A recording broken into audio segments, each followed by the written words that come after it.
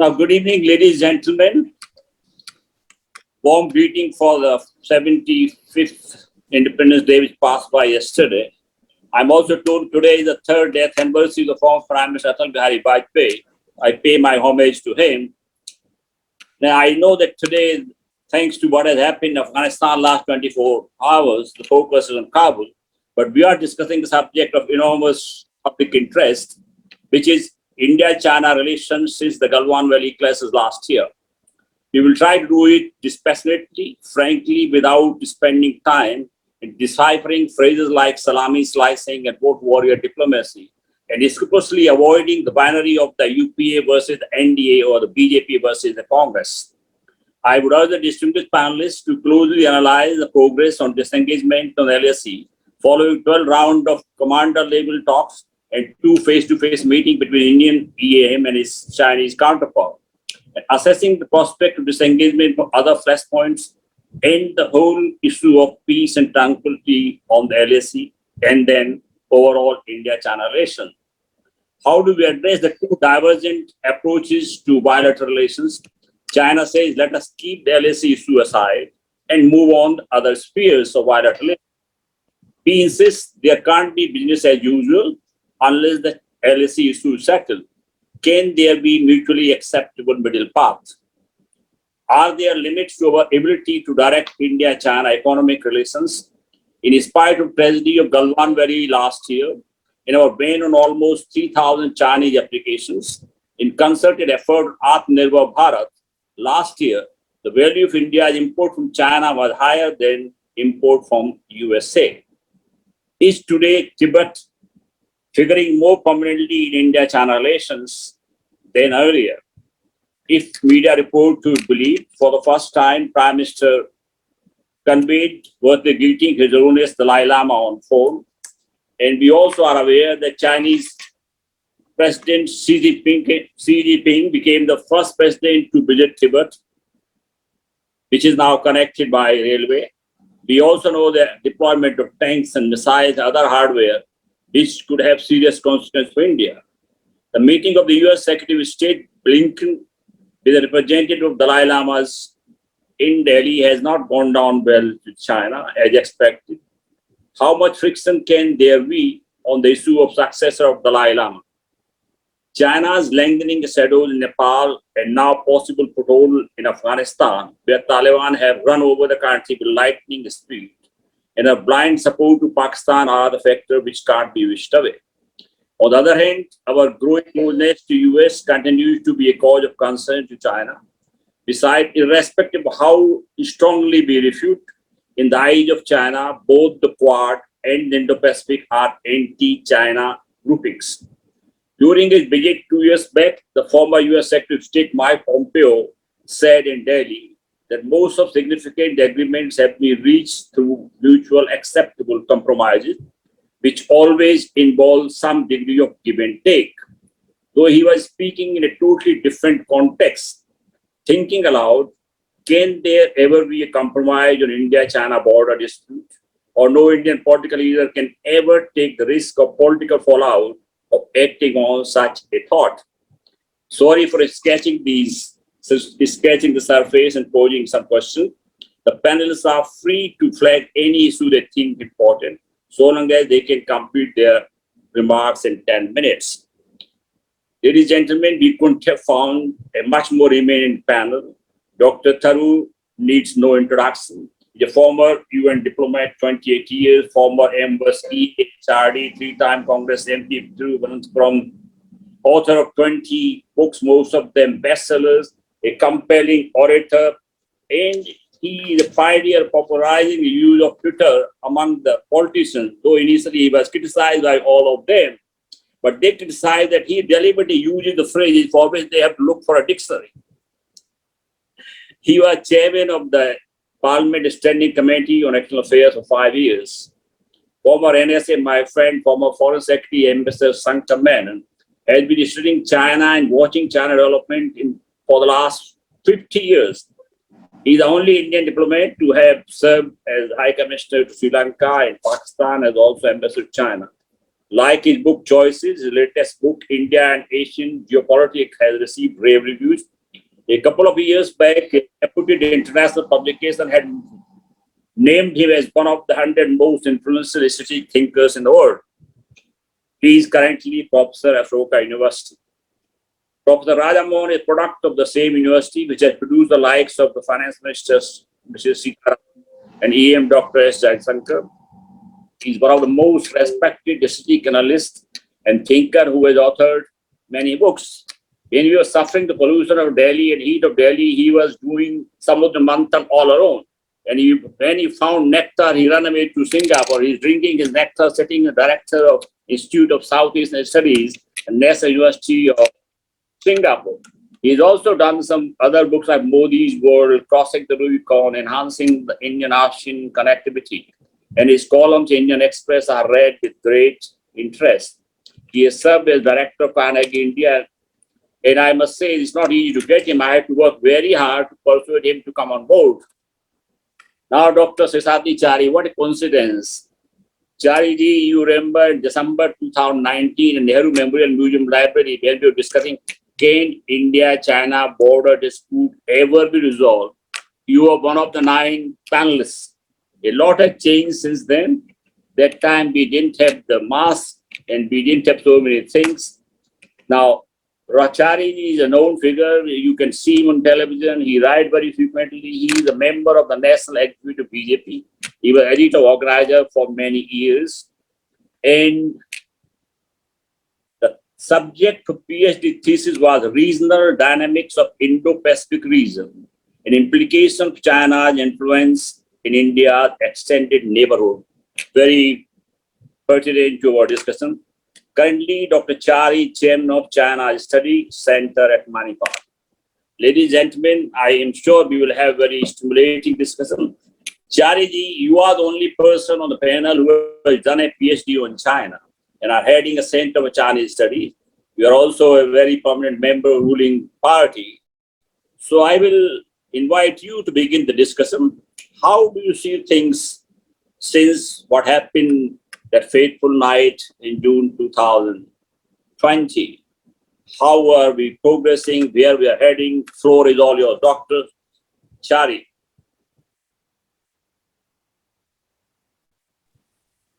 Oh God. Thank you, Ambassador Surendra. I think this is the punishment for allowing you to know me so well, right? No, I told you are the only person who was last time I remember discussing the same thing 2 years back. No, let me admit in the beginning that for the love of your request and insistence, I participated. When I said yes, I did not remember that I'll be sharing if you may call it the podium, or I'm in the company of people who have, more than 40, 50 years of experience in political life, in foreign policy, in world affairs, and people like Raja Mohan, who have been my guru to a very large extent. And people like Ambassador, who have been, like I have quoted him in a number of my articles and theses. So you know the kind of predicament that you have put me in. But let me try. And at the outset, I would rather clarify that I am not speaking, although I am very much part and parcel of the BJP. I am not speaking on behalf of the BJP. Okay. These are all personal views, and I'm sure BJP is a party which allows people to hold personal views also.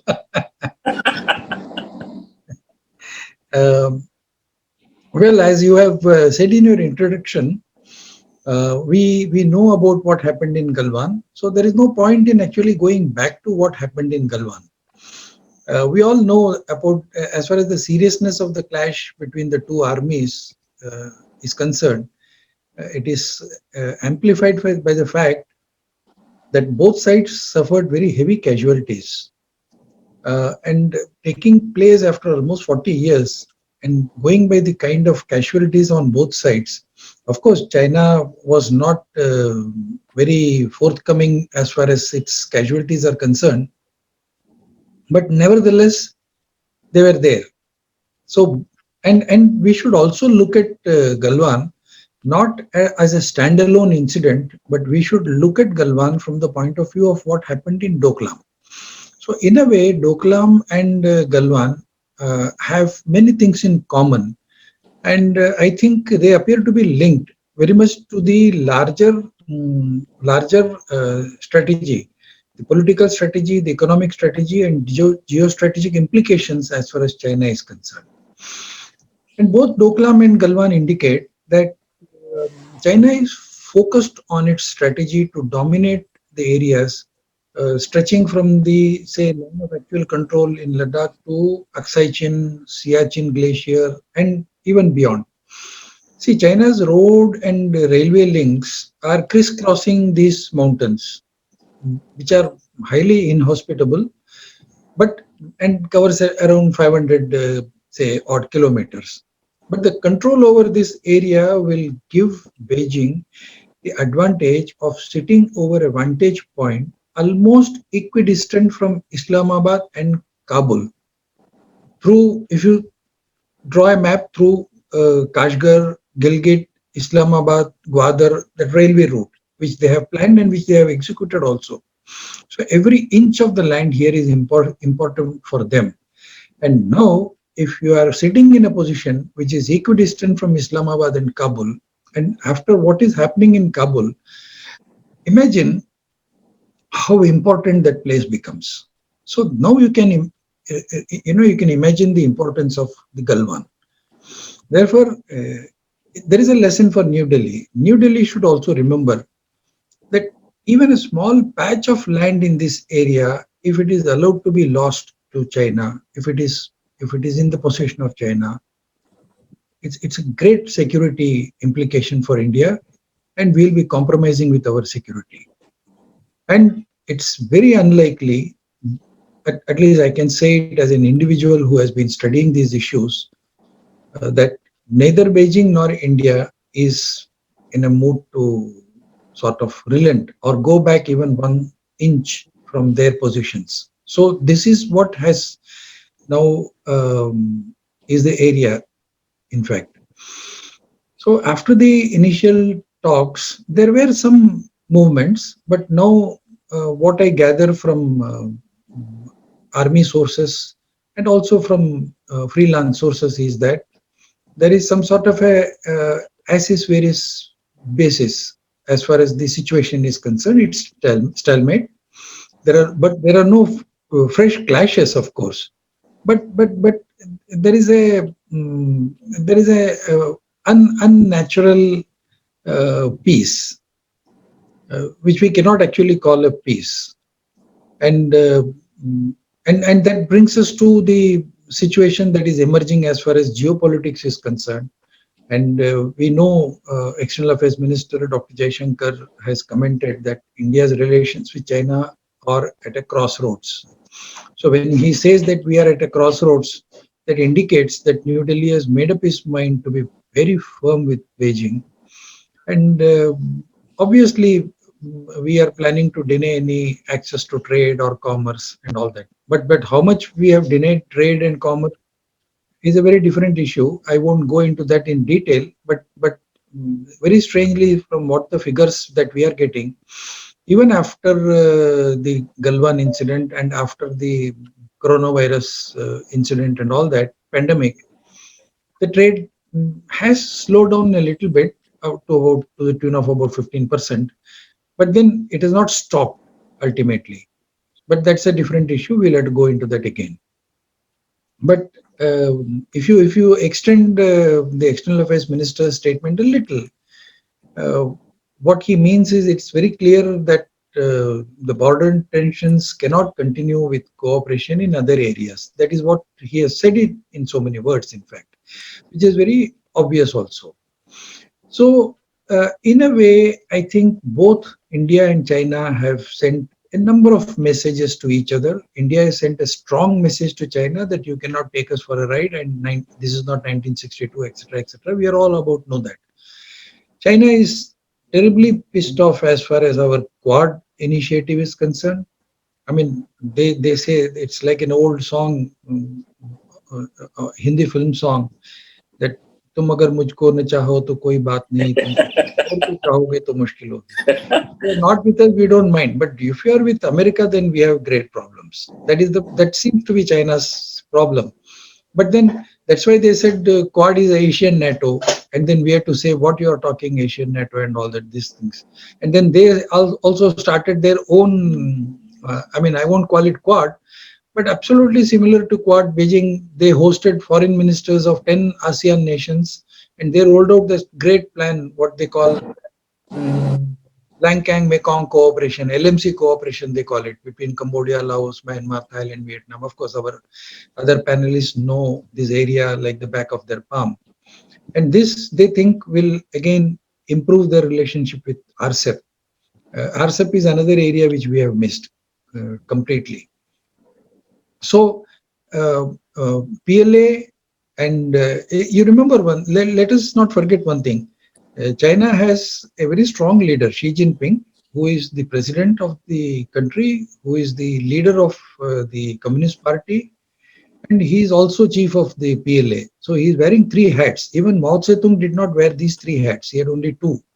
Whereas this man has 3 hats. Therefore, what he says and what he does is practically what China wants to do and what China is doing. So China has not conceived hegemonic intentions anywhere. So if you have to sum up this, what do we do? So I mean, like something like we have got about let us say the 10 commandments that evolved after Galwan. One is Galwan was an extension of Doklam. Second is China's hegemonic ambitions are getting more and more crystallized and more focused. And the third point is there is a power struggle in the global arena, and the existing world order is being challenged. The fourth point is, even as the existing world order is being challenged, maybe everything about the existing world order may not be good. But what about the next one that China is proposing? They say it is better, I mean, a known devil is better than an unknown angel. We don't know what China is going to bring on table. So should we allow China to get away with the new world order, or should we continue with this? That is another question that we have to answer. The fifth point is, going by what is happening in our neighborhood, especially in Afghanistan for the last 48 hours, I think if New Delhi thinks that US is dependable in times of crisis, they will have to find a new meaning for the word crisis in the dictionary. Shashi Tharoor might be of some help to us in that aspect. But then that's a serious problem. But in spite of that, the US-China trade is something like 12% of its total trade volume, whereas India-US trade is just 2% of the total trade volume. So that is one thing. Another point is, it seems, going by the present situation, that there may not be a possibility of a renewed conflict or military confrontation with China. But I may sound a little pessimistic. I don't see any immediate possibility of normalcy of relations or a cooperative framework, a commercial or economic framework. Therefore, it's very important for New Delhi to recalibrate the foreign policy, regional engagements, approach towards neighbors. We have to necessarily improve our economic engagements. More than 1,000 companies were supposed to have left China, quit China, and relocated elsewhere. We don't know how many of them did, but we surely know that not even 10% of them came to India. So we should know this. And the most important thing is, I remember to have read Ambassador Shivshankar Menon's speech in 2007 when he spoke about India's extended neighborhood. Probably before 2007, I have not come across too much mention about India's extended neighborhood. And very recently, I went through one of his articles where he has expounded this idea of extended neighborhood. We seem to have completely forgotten about our extended neighborhood. Not that it's my thesis and all that, but more importantly, we should now reach out to our extended neighborhood where China's influence is increasing. And that is our area which we can do. Most importantly, India's core security interest cannot be a subject of multilateral engagement. We cannot say that we have to multilaterally engage and then we can take care of our security. No, we have to take care of our own security. And the most important and the last point that I would really make is there is an urgent need, very important for us, for to have a new wider democratic alliance which will oversee the global and regional security. But this democratic alliance cannot be Quad, it cannot be RCEP, it cannot be something economic alone. It has to be security as well as economic and also a cultural aspect of it. But any such arrangement or a strategic partnership will have to be decoupled from the US idea of China's containment strategy. We cannot look at US interest in China or US national interest cannot be subject of any such architecture. So I think these are all the points that we will have to take care of when we talk in terms of India-China relationship in the future. But I'm sure I'm going to hear from some of my senior friends and colleagues and gurus about what exactly should be the outline. Thank you. Thank you, Chariji, who said you are not a guru yourself. You have quoted so many persons, you have quoted so many books. Professor Raja, your Chela has spoken, now it's your turn. Do you agree with your Chela or you don't agree with Chela? For sitting in Singapore vintage situation, you have your own perception, view of China-India relations. Over to you, Professor Raja Mohan. Thank you, Ambassador Kumar, for inviting me for this very distinguished panel. I would like to limit myself to basically 3 points. The first two, I want to focus on the impact of the consequences of the Galwan clashes on two important aspects of India's international relations. One is about India's great power relations. Other is about India's attitude to economic globalization. That the changes that have come, I think, are deep and structural. And what do these two changes do to India's engagement in the region where I am? East Asia, of course, when we say Asia, we mean a wider region. But in this part of the world, when they say Asia, it largely refers to east of India and east of India. So with that caveat in mind. So these are the basic 3 points I want to make. But I just want to say a word about the boundary. I'm sure Ambassador Menon is there. He knows more about it than all of us. I would defer to him on that. But I just want to say one thing. The Chinese claims on the boundary, whether in the Himalayas or in South China Sea, the claims are not new. They've always had these claims. What is new is the sense in Beijing that they have the power to redeem those claims unilaterally.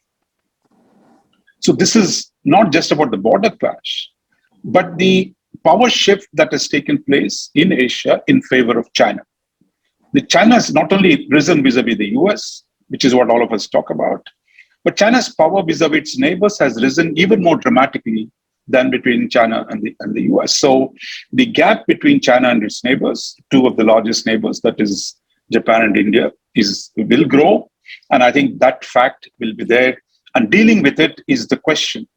And border issue and the problems we have after Galwan, I think, are one subset of it. But in the meantime, what Galwan is doing, of course, has already changed, I think, two very important aspects of India's international relations. The first is India's engagement with the US. That has profoundly changed, I think, in the last few years. The Quad has already been mentioned.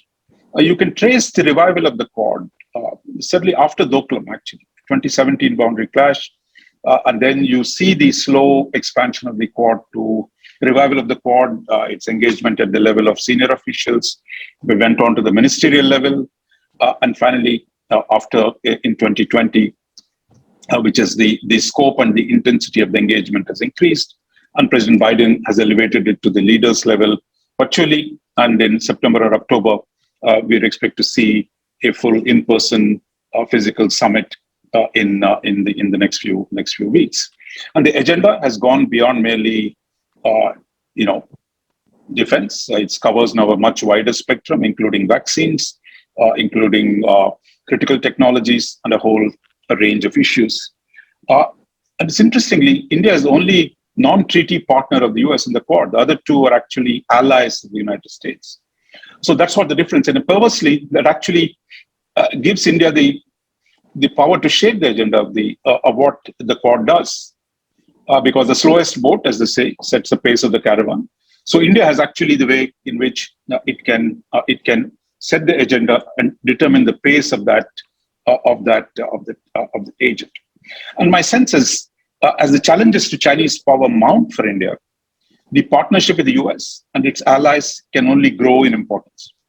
I think there is no escaping that, because I don't see the power gap between India and China narrowing, nor are the problems arising from that power gap being resolved in a manner that are satisfactory to India. So therefore, this alignment probably is a bad word, not anymore, at least in some quarters, but the binding between India and the US is likely to grow, and the Quad is likely to grow further.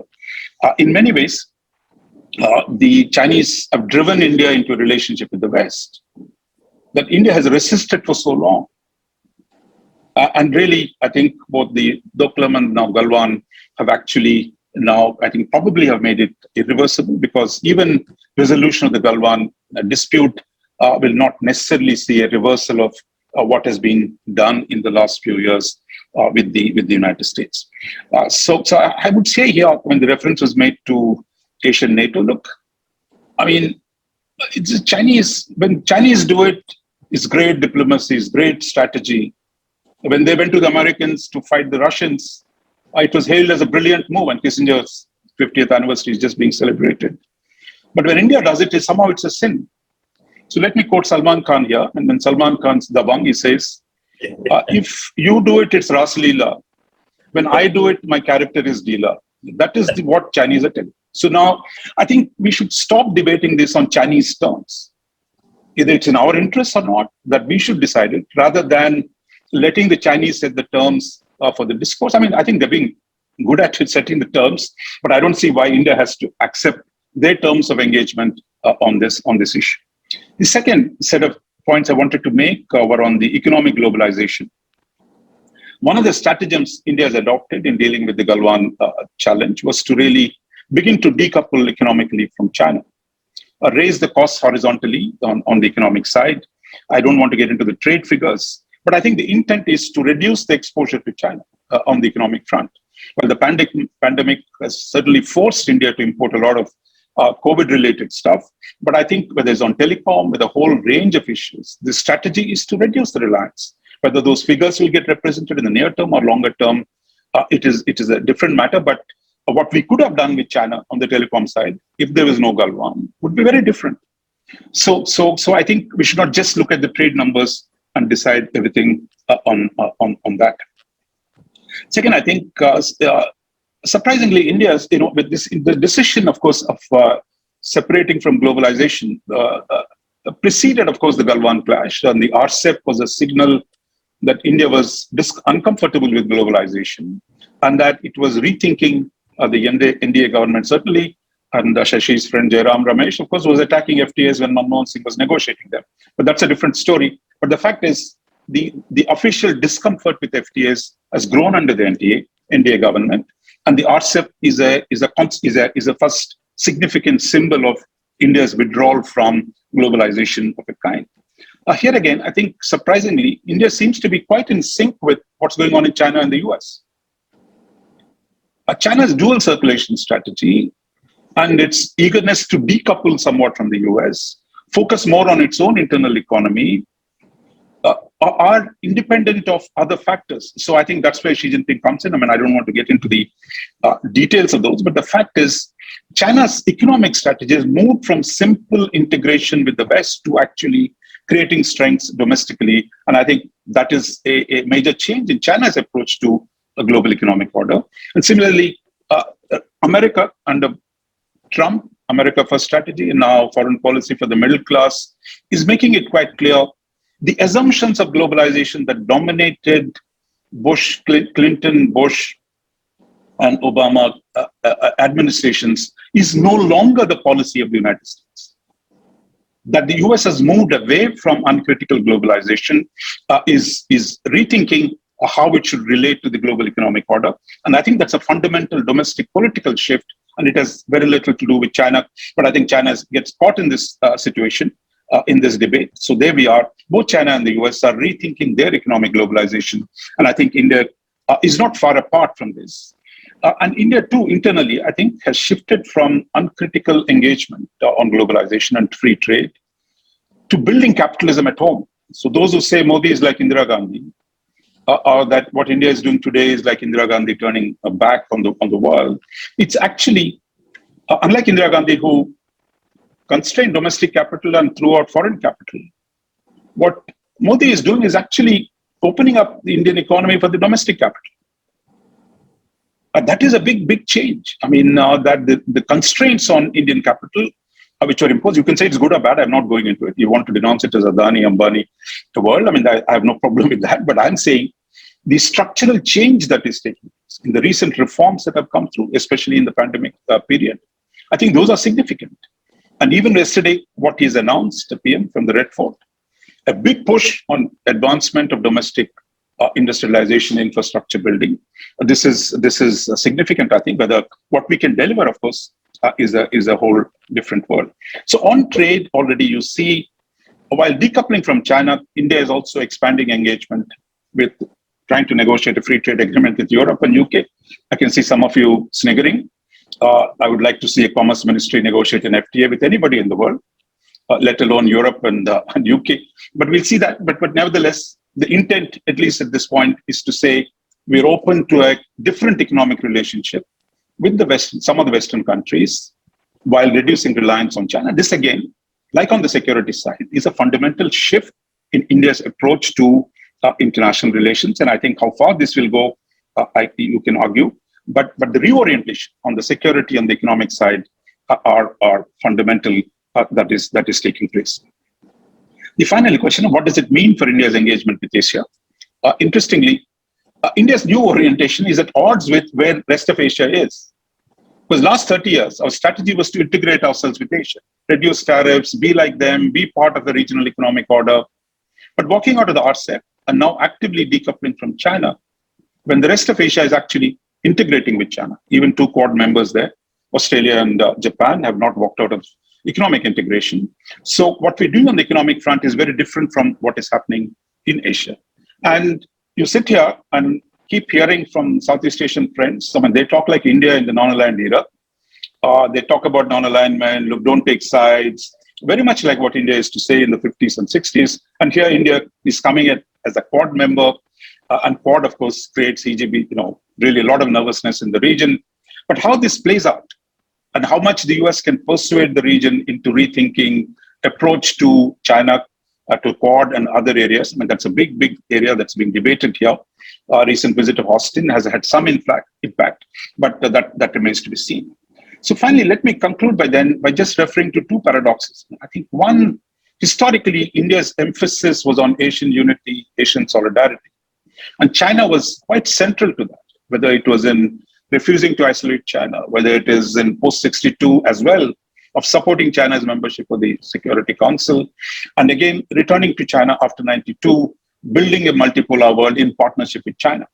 So the strategy has been fairly consistent in that sense. But today, as the intra-Asian contradictions come to the fore, India is walking away from the strategy. You can argue right or wrong, but the fact is that India is not buying into the kind of narrative that we've told ourselves, that we must be with China to build Asian unity.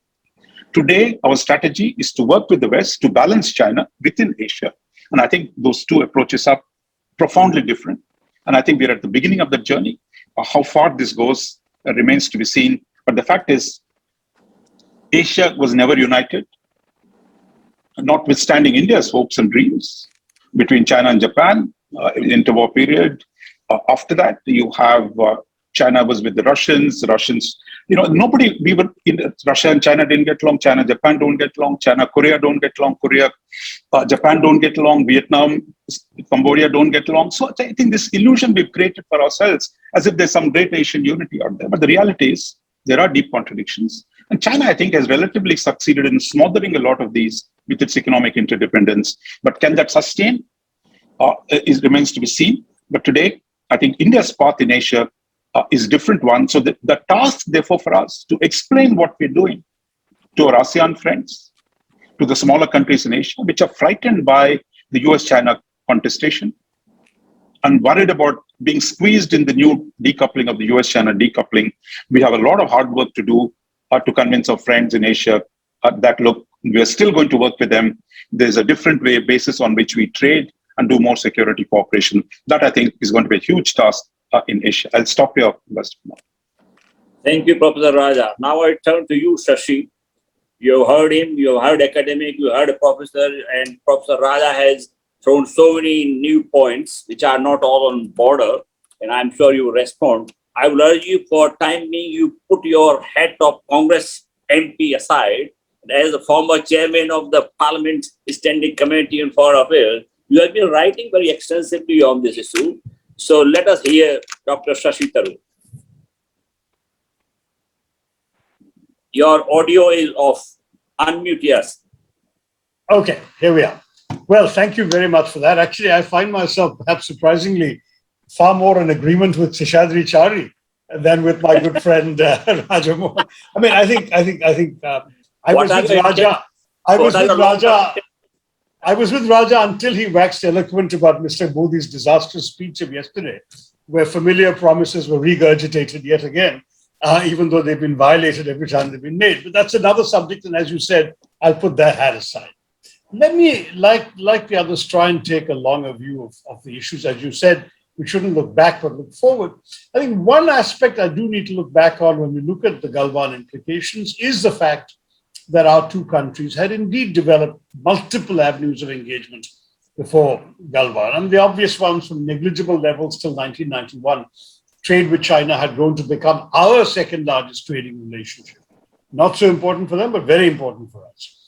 Prime Minister Modi, as an early enthusiast of China trade and China relations, had lifted residual restrictions on bilateral Chinese investment in strategic sectors of the Indian economy that the UPA government had imposed, and notably ports, airports, power generation, telecoms technology. So that by 2020, Chinese investment stood at $26 billion by the time of Galwan. And infrastructure projects accounted for half that total. Obviously, after Galwan, the Indian government barred Chinese companies from government road projects, squeezed Huawei out of the telecoms business. So you will see that number. I've not seen the 2021 version of that number, but it's bound to be lower. Still, continuing with the saga of previous engagement, we are and remain an enthusiastic partner in the Chinese-led Asian Infrastructure Investment Bank. We engage with China diplomatically in BRICS. Of course, we continue to conduct these annual summits with the Russians, the Chinese, and us, the RIC. And we are an equal partner with China in the multilateral BRICS New Development Bank headquartered in Shanghai. Now, what's interesting is that, I would argue that it has become increasingly apparent that this policy of sidestepping contentious issues, not letting them blow up too large, and encouraging bilateral economic relations, which is the way I would characterize our attitude towards policy with China before Galwan.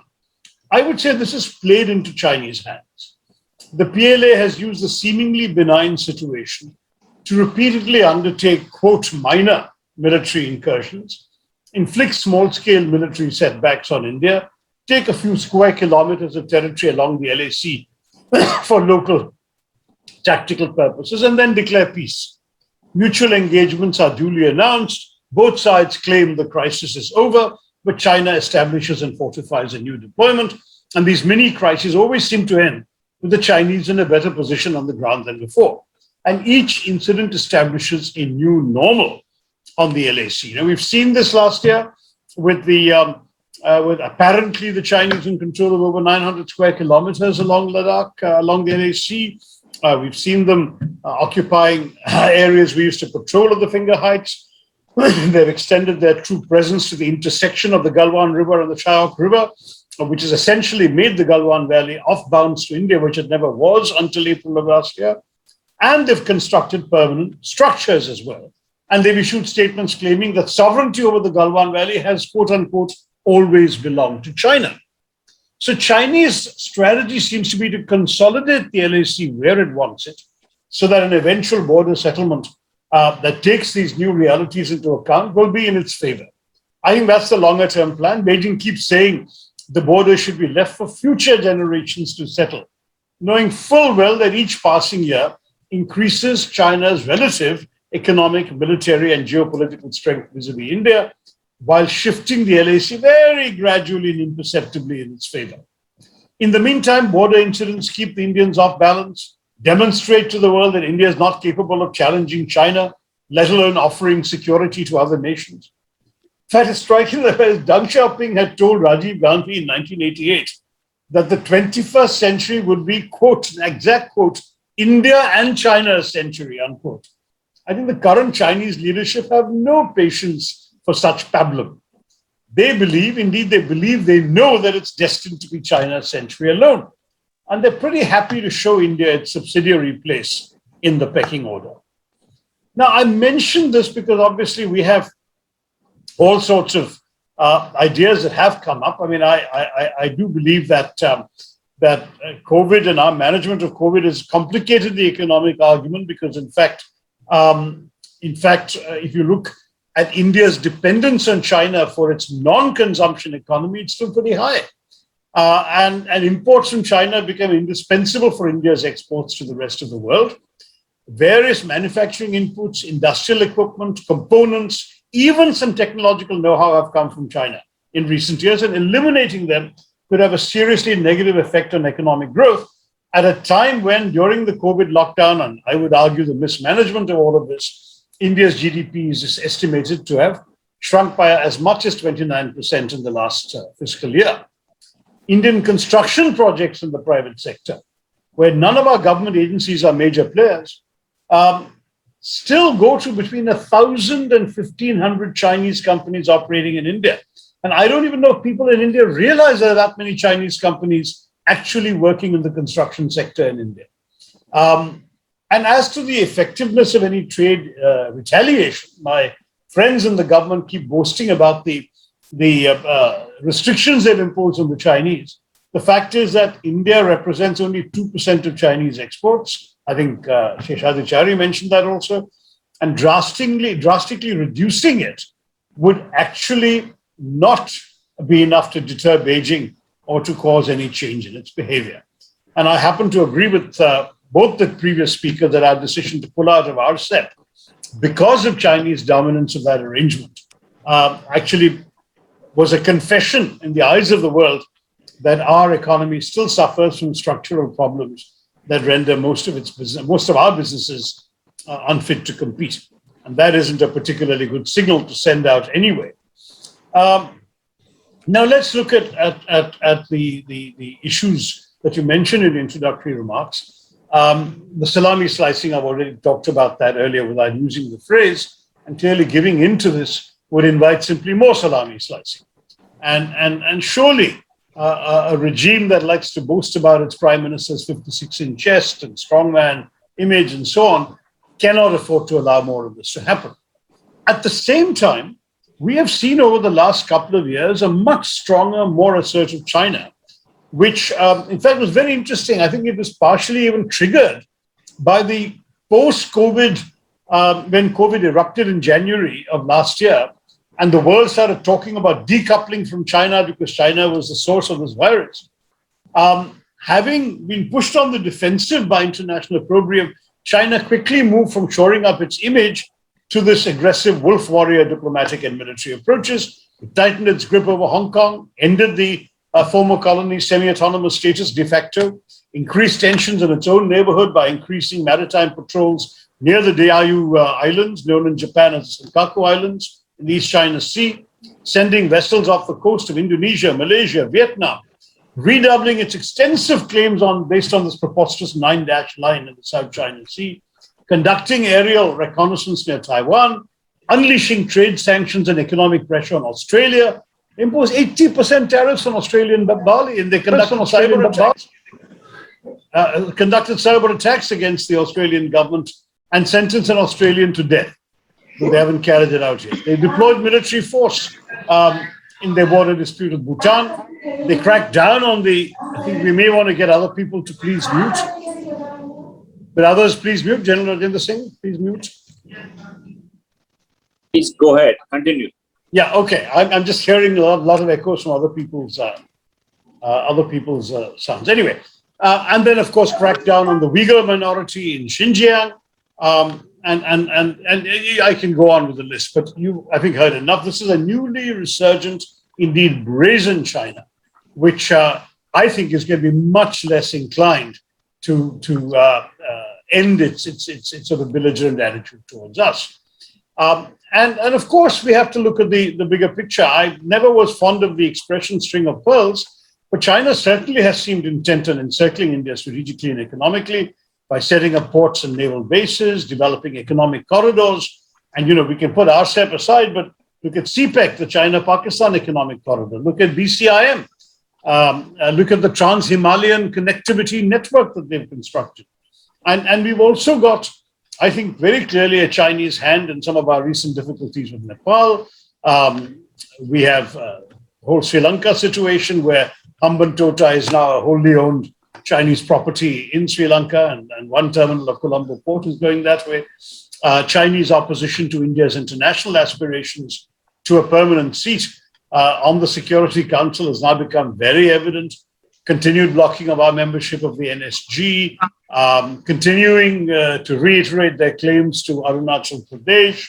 I mean, basically, it seems to me that they are not only trying to constrain our influence, our traditional influence in our own neighborhood and with our own neighbors, but also reduce considerably any capacity for playing a sort of significant international role. And at the same time, no idea what's going on, but I'm hearing various sounds. Anyway, at the same time, I do want to say that India has now begun to sort of take some actions. Of course, the annual Malabar naval exercise with the Japanese and Australian and American navies, the mutual logistics support agreement we concluded with the US. We've also done one with Australia, and that we are apparently in advanced negotiations with the Japanese on one more. We are clearly enhancing, as a result, military interoperability among the Quad nations. And then Japan has actually included us, along with Australia and the UK, in there as partners for defense intelligence sharing by amending Japan's 2014 law on state secrets, which previously permitted exchanges only with the US. And then, of course, I don't know whether we will be tempted to see by what we've seen of the so-called Five Eyes, the intelligence sharing alliance of Anglophone countries, which only used to be Australia, Canada, New Zealand, UK, and US, suddenly expanding to include Japan. Might we sort of become a seventh eye? I don't know, but it's certainly something that I'm sure is on the anvil for some people in our security establishment. Now, I'm not suggesting that, therefore, we should move the Quad towards becoming what the Chinese call it, an Asian NATO.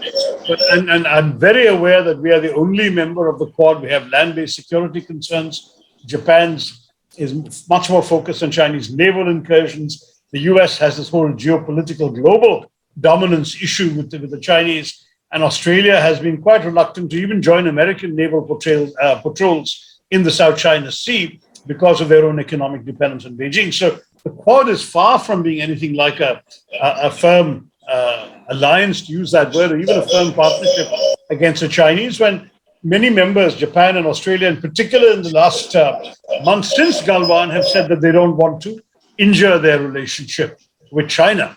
But it's interesting to see that President Biden has continued some of the negative comments about China that we heard from Trump and Pompeo. And there is continued talk of this new grouping of like-minded nations, a new alliance of democracies, his phrase. And as you know, he's convening a summit of democracies in Washington before the end of this year. So there's an awful lot happening. To just conclude with my own prescription, I would say that I think we have no choice, for all the reasons others have also alluded to, given that they're a next-door neighbor. We have no choice but to engage China bilaterally and multilaterally. But we can, I think, play a role in trying to constrain its assertiveness, not containment, which of course would be a direct attack on thwarting or weakening the PRC, but rather constraining, which is to manage the PRC's behavior by using our and our friends or partners' diplomatic, geopolitical, and military leverage to manage Beijing's ambitions that limits how much they can get away with. That's, I think, the way. I mean, I see the Quad as much more a shield than a sword. And I think that the Quad, therefore, and the coordination with Quad and Quad Plus would be to maximize this leverage. And I hope that Quad Plus will take us into greater and closer security dialogue in whatever level of deniability or publicity with Indonesia, Singapore, Vietnam, South Korea as well. While at the same time, we have economic dependence. It was striking that after Galwan, our trade and investment and dependence economically on China has apparently gone up. Not investment from China, but everything else has gone up. And that apparently our efforts to diversify our supply chain so we're not overly dependent on the Chinese, whose flow can be turned off, or whose flow we may want to turn off. We've made no real progress in diversifying that dependence. So I think we need to recognize a divergence of strategic fundamentals, while at the same time recognizing that some bilateral, economic, and multilateral engagement is unavoidable simply because we haven't developed any other alternatives. I think I'll stop there and look forward to others' comments. Thanks very much. Thank you very much, Shashi. You have covered a long distance, and I see my friends are. Okay, now I invite my friend Shankar. Shankar, yes, I can see you. Now you have heard all the three. You have last word. You can comment on them. You can add your own thing, but some of them have not really touched the point which I have written to you in my letter. Now, for example, after these two progressive, if you can say, disengagement, are these only tactical gestures on the part of China? Are they really serious to disengage the entire LAC or not? And I had also asked whether the Tibet thing is really increasing. We have also started being not so hesitant about really talking about Tibet or engaging. Like, why should Prime Minister be speaking to Dalai Lama for the first time after so many years? So you can really touch upon them also. And go ahead. You can answer all whatever they have said. Thank you, Surendra, and thank you for asking me. And thank you also for making me speak after three doctors. They have quoted you in their books. I thought I'd use my 10 minutes to actually make a few points about the prospects for India-China relations and what we might do, we as India might do about the China challenge. And in the process, try and cover what you've mentioned, both the situation on the LAC and Tibet. I think when you look at the prospects for India-China relations, clearly the relationship is in crisis. And this is continuing. Disengagement so far has not restored the status quo before spring 2020, anywhere along the line in Ladakh.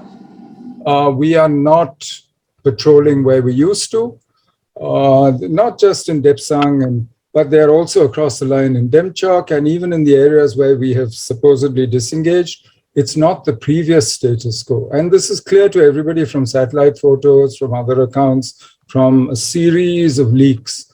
So it's still unclear to me, and I think to most people, how this is going to be resolved. So it seems less and less likely that we will see a return to the previous situation. There are over 100,000 troops of both sides along the line in Ladakh.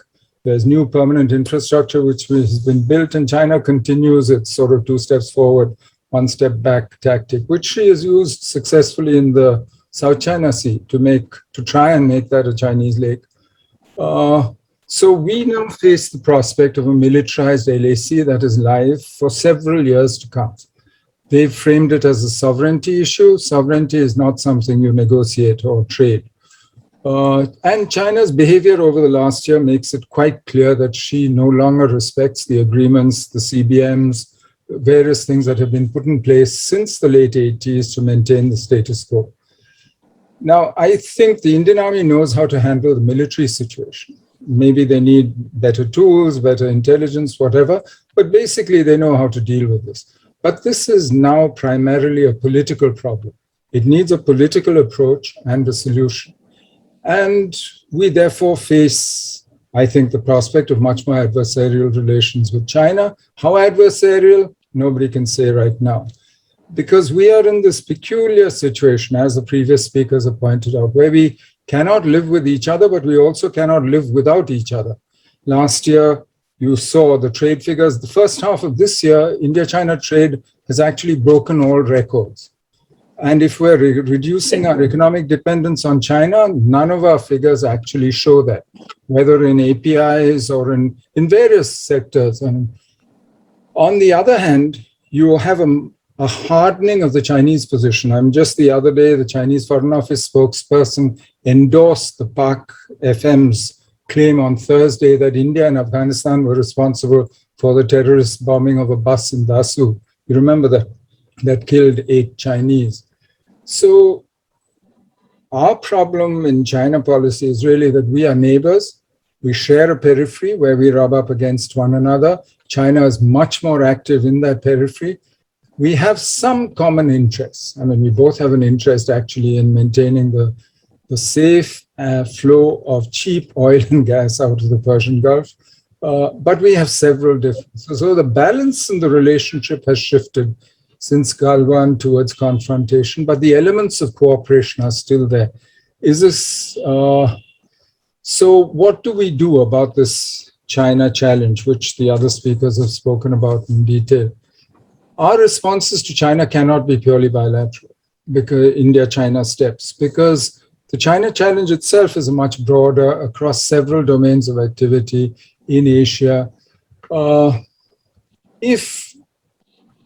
And frankly, when you look at the situation in Asia, what's happening in the global economy, China's own internal trajectory, where frankly, she's spending more on internal security than she does on the PLA. I think we're in for several hard years, maybe a decade or so. So our responses, therefore, have to be tuned accordingly. For us, I think there's really 3 big things we can do. Self-strengthening, obviously, resetting the relationship with China, possibly even a new modus vivendi, and then external balancing, which with the US, Japan, Quad, etc., as Raja was saying. Why do I say self-strengthening as the first and the most important thing? Because China responds to and acts on her perception of the relative balance of power. Raja's pointed this out. And that balance of power, she thinks, has shifted in her favor vis-a-vis neighbors.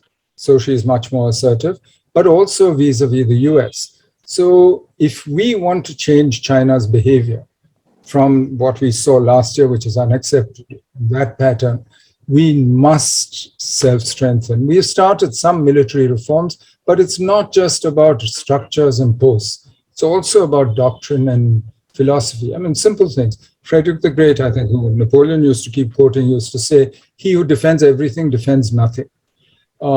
We've shown some learning. Last year, in end of August, beginning of September, we took proactive measures in the Kailash range, for instance. And we need to, therefore, change the way we think about these problems and the way we respond. So it's beyond just creating posts and how we structured, of course, defense production, all the others, but steps are being taken. I think we know, but we need to change that perception that the Chinese have of the relative balance of power and this belief they seem to have that they can predict our behavior. The second, of course, is economic policy, which is in churn everywhere. It's not only in India, where we're talking about Atmanirbharta. Today, quite frankly, it's hard to tell Chinese and US economic policies apart. The US has an industrial policy. China is applying anti-monopoly and is insisting on competition in high tech and is trying to bring down the big tech majors, the Chinese tech majors. But basically the world, everyone has turned inwards. The US is buying American, the Chinese has started dual circulation, and the world economy is fragmenting and a slowing world economy, which frankly makes our decision to walk away from RCEP even less justifiable, because not only does that say that we don't think we are competitive today, but it also says we don't think we'll be competitive in 20 years, which is the adjustment period that RCEP provided. We're the only major economy which is not part of any regional trading arrangement, not RCEP, not TPP. Of course, we're not part of NAFTA or EU. We need a competition policy because antitrust makes us competitive abroad. We need factor market reforms for land, labor, capital, because we are dealing with a Chinese economy which, like the FANG actually, sees winning economically as dominance, not the efficient use of capital.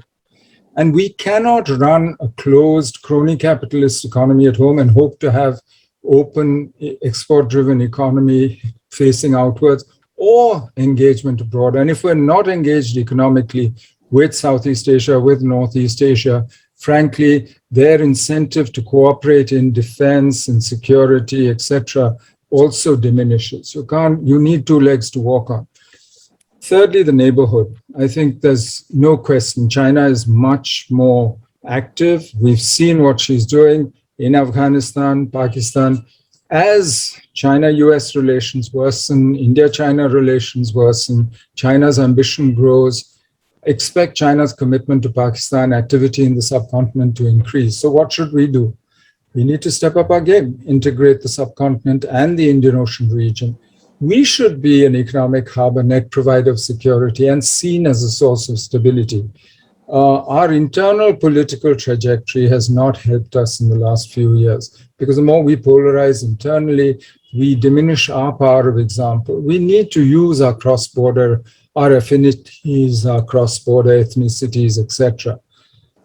And lastly, external balancing, which Raja was talking about. Now, frankly, that gets the most attention, but it's the least useful to change Chinese behavior without the steps that we should take ourselves, starting with self-strengthening. I mean, the US, for instance, is critical for our transformation, but not to handling China on the border or in the Indian Ocean region. At heart, don't forget that established powers don't want peer competitors. Why is the US pushing back against China? If we are successful in transforming India, in making India what we want it to be, both China and the US will have a common interest in keeping us down. I mean, let's not forget that bottom line. So ultimately, we need to actually build ourselves and build our own, unless we address that power gap.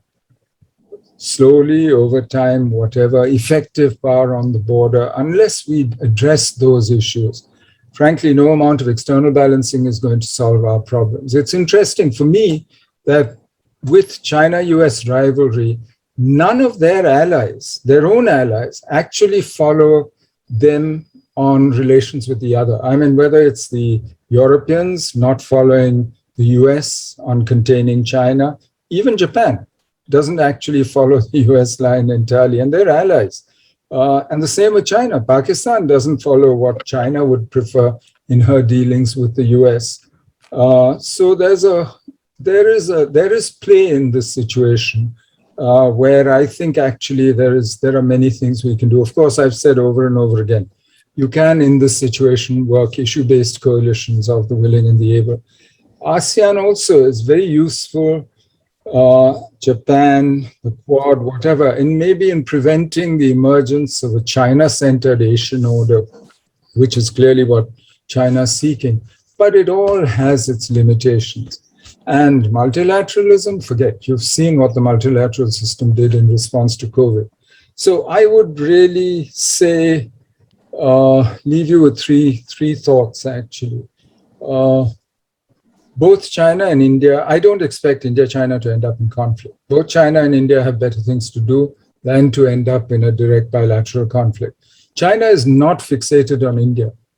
You wouldn't believe it if you read our media, but China's priorities are the US, Taiwan, and most of all, her internal stability and order. And China does take India seriously, though she never admits it. As you can see from how much she invests in containing us and in her relationship with Pakistan. Our job in India is to transform India, to improve our people's well-being, not to fix China or to attain strategic parity with China or to secure revenge for history's wrongs like partition. We have our own strengths, our own achievements, and China cannot match. And our discourse is too China-centric, especially in the media, where every Rafale landing in India is portrayed as an anti-China victory. The answers to our China challenge are therefore, to my mind, at home. And the China challenge would have been useful if it were to prompt a shift in our policies towards much more intensive self-strengthening in the areas that really matter. Thank you. Okay, Shankar, you have given a lot of food for thought. Both China and the US will want us to keep us down. Russia is already drifting away. Multilateralism of no use. So picture is not very encouraging. Anyway, thank you all very much. I would like to have a few questions if anybody want to ask. Is Ambassador Eric Gonsalves still there? Sir, are you there? Ambassador Gonsalves? I saw he was there. I'm unmuting. I hope you can hear me now. I can't see. Doesn't matter, sir. Would you like to make some brief comments? Yeah, very brief comments, because I mean, in a sense, I agree with all the speakers, even where they don't agree with each other. Because I think that basically we have to have a certain amount of self-respect when we deal with China. And I think we start off with, for sort of, taking a negative aspect, and that we are worse off than they are, and therefore we must sort of, get friends. And I think what Shivshankar Menon has been saying, specifically, we have to make sure that we feel confident about ourselves. And this is something where I think what Raja is saying about how the private sector, although crony capitalism and so on, but I think we are beginning to understand that we must be able to compete. I mean, in my time in Southeast Asia, we were selling Godrej lathes and machine tools and goodness knows what else. Today, Godrej is selling us Chinese-made safes. I ask you, I mean, how crazy can we get?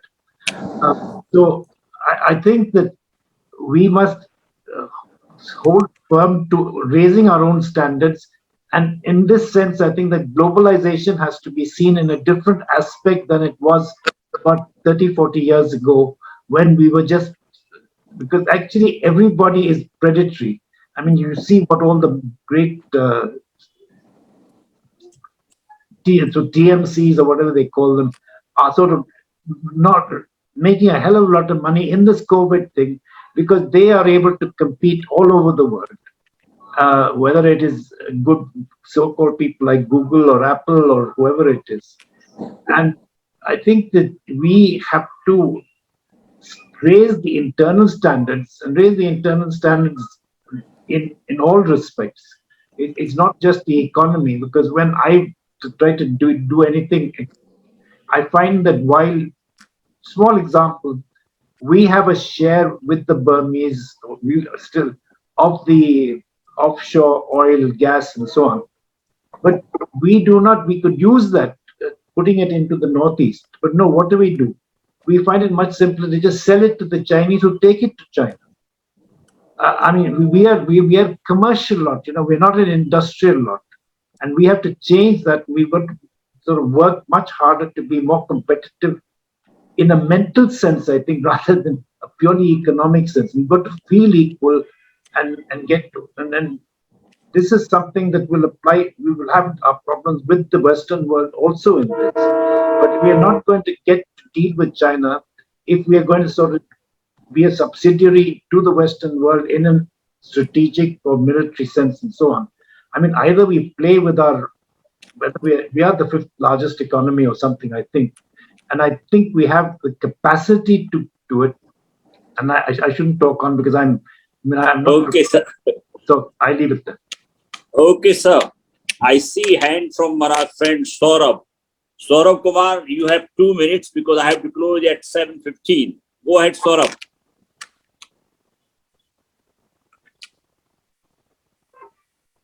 Saurabh, are you there? I see Unmute. your hand, but I don't see you. Unmute. Okay, now you please come on board and ask a question or make comment, whatever.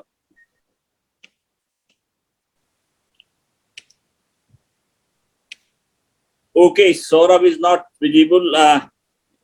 Neelam, you wanted to ask something. Neelam. Yes. Thank you very much, Surinder. I mean, this excellent presentation by all the four speakers, but and all the sort of problems have been so well analyzed, and of course, a narrow set of options before us. It goes without saying that there has to be internal strengthening, there has to be external balancing, and there is then the question of facing the hard choices before us. I liked really the expression that Professor Chari used. This is now an unnatural peace at which where we are, and what Shankar just said, that we can really be prepared for the next many years of this kind of an uneasy calm.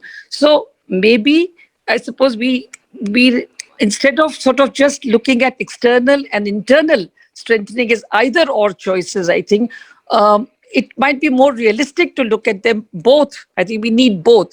If we were not to have the kind of external rebalancing, I think China would take us that much more lightly, and I think it would further reinforce their conviction that the all of us could not even forge a coalition against them because they could divide and rule. That was one point, and Raja Mohan has made it very ably. But in terms of the projections ahead, I think maybe somewhere we must, I think, show some realism that there is going to be a stalemate in our relations with China. And how are we going to deal with that? How are we going to deal with that in terms of, on the border, we are going to need far more, PLA is going to be more assertive, that we will need to have a better balance. Politically, if you're going to you are going to be in a dialogue with them because you have to draw up a new modus vivendi, and you need to bring the dialogue to a level where they must be made to realize that, you cannot, that a relationship of adversaries is also not in China's interest. I think these are the diplomatic questions and choices that we should be looking at, that even as they look for a global power status, it is in their interest as much as it is in our interest to have, if we want to be counted as a big power in the region. Okay, so I mean, that is something that I feel we should be looking at. Okay. Saurabh is still keen. Saurabh, can you come on now? Narendra? Saurabh, I think you say you want to try again. I think something wrong with your audio. Then let the speakers comment. Okay, now look, it's already 7:15. I have to close it. I had 1 hour time. Thank you very much, all the panelists. You have been so great your time, and you have been here at a time when everybody is glued to the television channel to see what is happening in Kabul. But I'm sure India-China border is more important for us, and we can't really forget about it. So I thank each and everyone. I thank all the panelists. I thank the people who take it to attend, and I look forward to seeing you all again. I think today there's some technical glitches which I can't see, others can't see me, and some people want to ask questions, we can't. I just virtually clap to all the panelists, and thank you all. Thank you. Good night. Thank you. It was a wonderful meeting. Thank you. Oh, now I can see Seshadri Chari. Now suddenly everybody Too late. Now it's Chari ji, and you, Bollywood is coming closer to diplomacy now. Bollywood songs are more apt to describe a complicated thing. Raja quoted, you quoted, I think Shankar did. Next time you should think of Raj Kapoor's song or something to. Okay, thank you very much. All, thank you. Bye. Thank you. Bye. Thank you. Totally, itna disturbance.